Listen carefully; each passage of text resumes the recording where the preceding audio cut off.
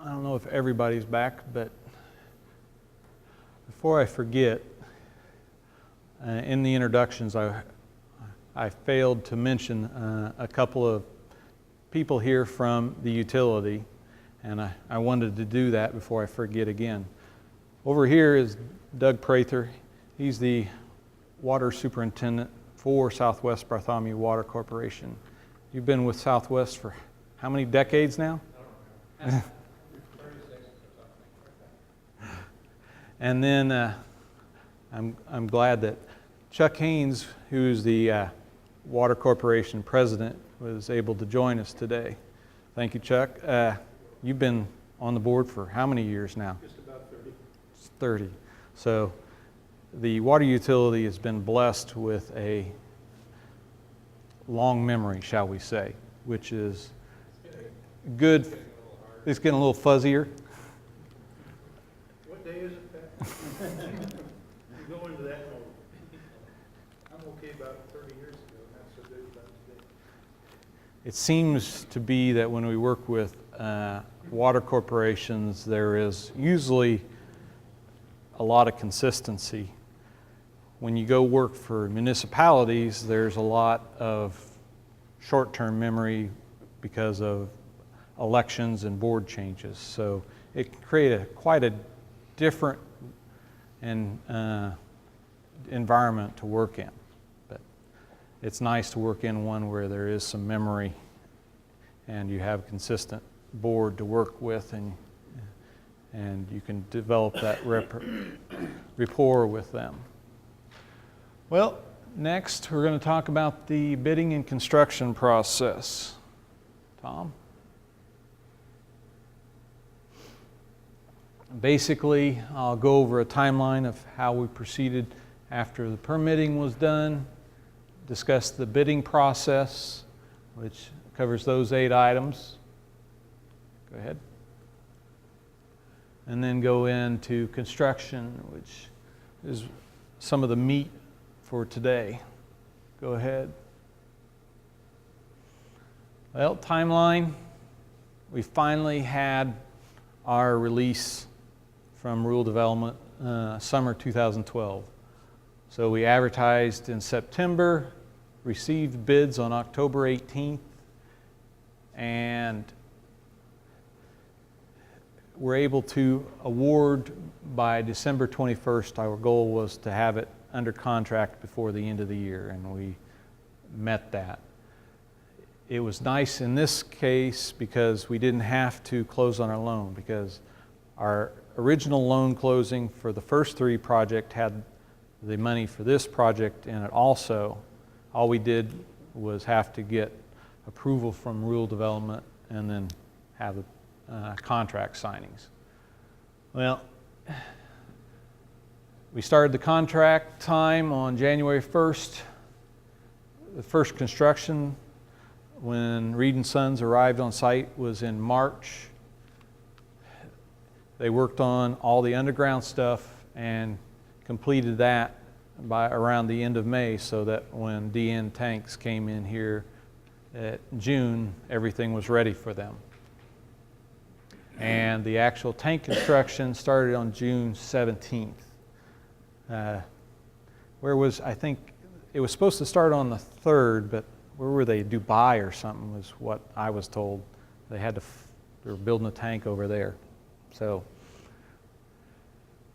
we got a little bit later start on the tank than we had anticipated. Well, the bidding process. When you go through Rural Development, make sure that it's advertised in the local paper twice, 1 week apart, and verify it's in the paper, and make sure you get your affidavit. I've had scenarios where the clerk treasurer forgot to give it to the newspaper, and if that's the case, you got to either rebid if you've opened bids, or delay until it's advertised if you haven't opened bids yet. I also had the scenario once where the paper got it in the first time, but failed to get it in the second time. And there is no wiggle room with rural development in that. You will have to rebid it. Well, in bidding, the two main components are the plans, and as been passing around, making sure that it has all the basics in it. Your location, site, grading, tank info, all the details, electrical, all the miscellaneous stuff that goes into a set of plans. And most of the time, our tank plans are anywhere from 8 to 20 pages. Specifications. That's the thick book that we put out on every project, and that includes your ad for bids, your instructions to the bidders, your standard and supplementary conditions, your general construction requirements, and then your specifications related to technical. In ours, we have workmanship and materials, special provisions and detailed specifications, and then we will have your bid proposal documents, contract documents so the contractors know what they will be signing as a contract in the end, and then the federal provisions. If you have any kind of federal funds on the project, be it rural development, Office of Community and Rural Affairs, State Revolving Fund, you will have federal contract provisions as a requirement. And it's a thick set of paper that, it's like I say, when you're buying a house, if you want the house, you might as well sign the dotted line, because it doesn't matter if you like it or not or want to read it or not. You got to sign it and deal with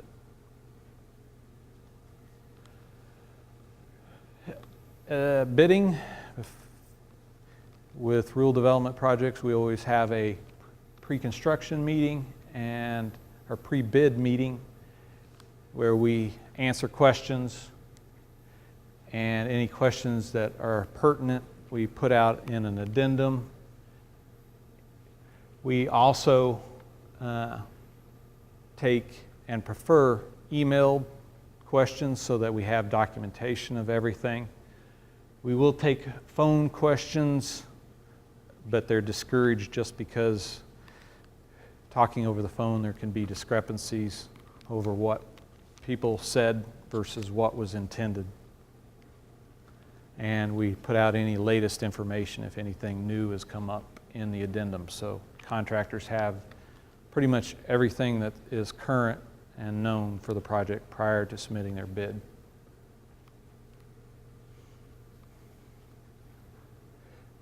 You know, I don't know if everybody's aware of it, but most engineers keep what they call the plan holders list, and that's a list of everybody that has the plans for bidding purposes. That's for the contractors, their subs, suppliers, manufacturers, and representatives. Anybody that wants the info on the project so they can provide a bid or provide materials or services to the bidders. And I think most engineers nowadays are putting that on their website so it's easily downloadable. That's what we do, and if you don't have that capability, usually you can call into the engineer's office and they can email or fax it to you if you want that information. Bid opening process. With these type of projects, there's no such thing as a late bid. It's not a bid at all. So if it's 1 minute late, it's rejected. Making sure you have all the proper documents in there. All our requirements note that the bid has to be a responsive, responsible bid. So you have to have all your paperwork to be a responsive bidder. That includes acknowledging the addenda, making sure it's signed and notarized, that your bid bond also includes the power of attorney, and that you have the bid schedules with the base bid and alternate bids if there are any. And we bring a nice bid opening sheet to all our bid openings so that everybody can record on it that information. That's usually the most interested time for a project. Everybody wants to know right then and there. Well, once we have those bids, we as the engineers take it back and verify all the paperwork, check the math, and prepare what we call our bid tabulation. It just has a side-by-side comparison of all the bidders. Because most contractors are good, but we do have contractors who in the heat of the last second before bid are trying to tally what their totals are in the truck before they seal their bid and bring it in 2 minutes before the bid is opened. And many projects will get, and well, I won't say many, but several will have an incorrect total, and until we get back and recalculate all the math, we can't certify. And we've had many cases where we thought the low bidder was the low bidder, and then we got back to the office and we recalculated and they were second or third. And then we'll take and sign and seal that and give that back to the owner so that they can have that, go ahead, along with our bid recommendation letter. And that's something that you got to have to get RD approval. That along with the bid tab, if the owner likes that, they'll accept that, and then all that information is transmitted to RD for their approval so that you can actually start the contracting process with the successful bidder.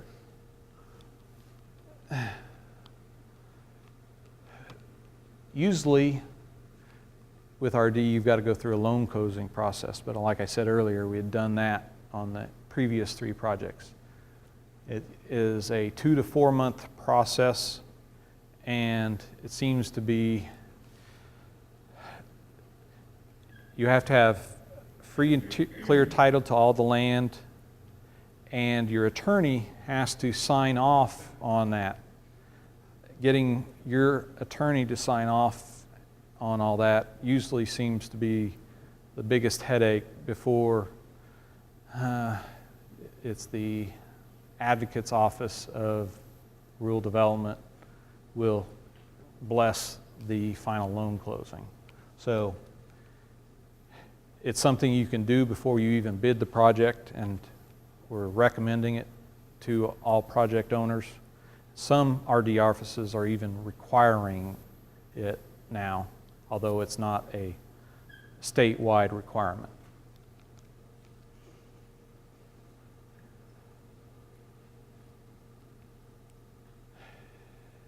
Well, we had to update our Guide 5 budget for rural development as a part of this. Our base bid for this project came in at $853,000. With all the changes we made to satisfy the property owner, the delay in 5 or 6 years in inflation, we'd gone up about $150,000 in cost over time.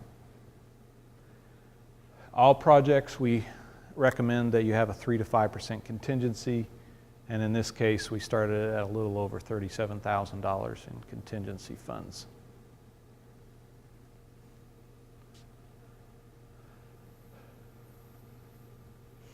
Go to the pre-construction. With RD, usually it's a combined contract signing and pre-construction meeting. And that's where the owner, engineer, the contractor, and the RPR, or the inspector, all get together and do what's called the RD, I can't remember the form number off the top of my head, but it's their specific form for verifying that all the items are discussed, that need to be discussed, that are in the specs also. Well, we did that all on December 21st of last year and issued the notice to proceed to Reed & Sons so that their clock started on January 1st of this year.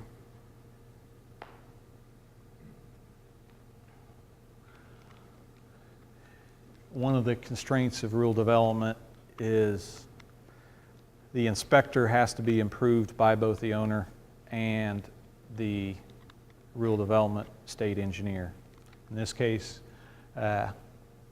we've had one inspector on the project through the underground work, and he was full-time while they were doing all the underground, like it says there.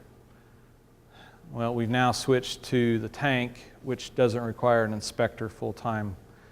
That inspector's gone to another full-time job, and when we're out on the tank site, I will introduce you to Jim Ray. He was here earlier, but he went back out to the job site to keep an eye on things, and he'll be able to answer detailed construction questions for you out there if you have any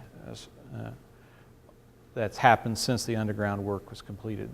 So what we're trying to do is minimize the overall cost to the owner by doing inspection only when necessary.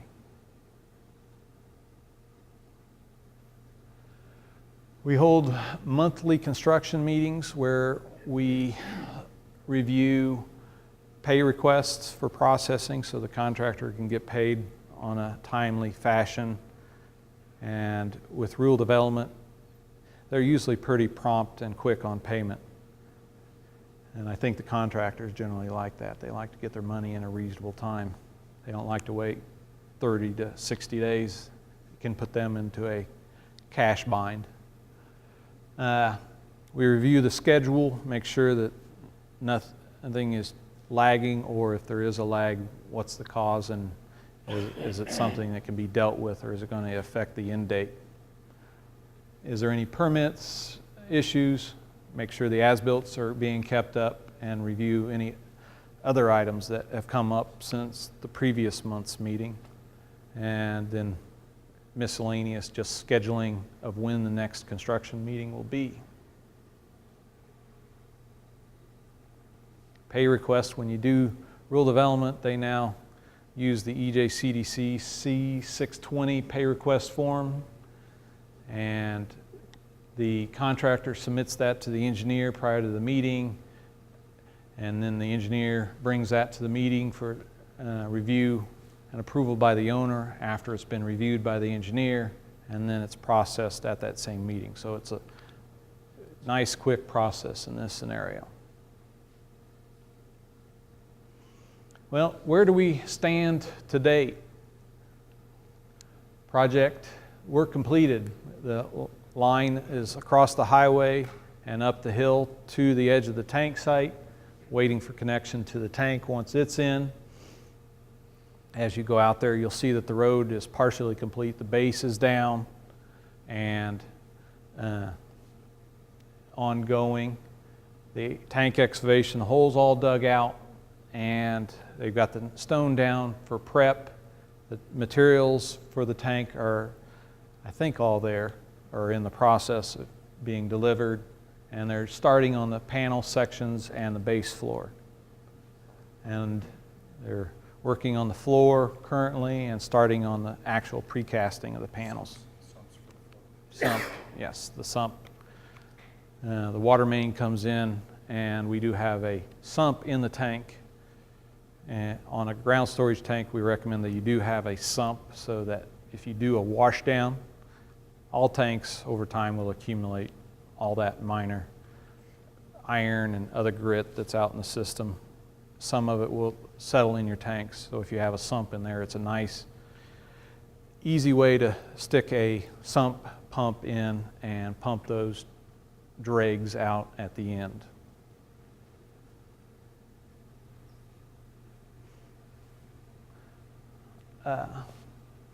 Substantial completion is scheduled for September 27th.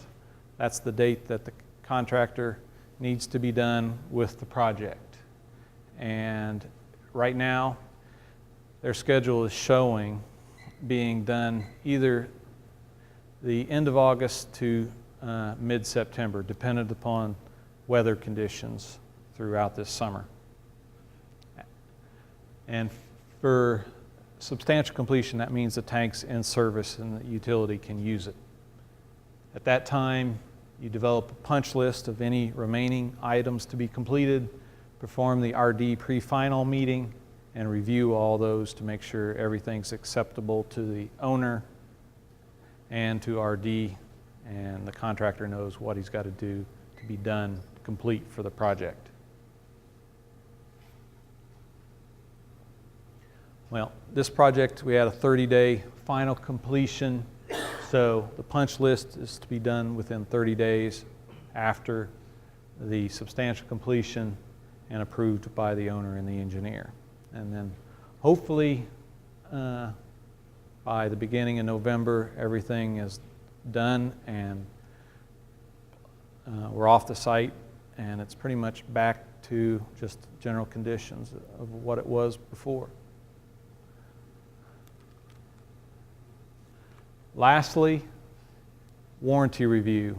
September 2014, we'll come back and just do what we call the 11th month inspection, make sure there isn't any final warranty issues to deal with before the warranty by Reed & Sons expires. And then if there is any warranty issues, they have 1 month to basically address those so that everything's complete prior to the expiration of their performance and payment bonds.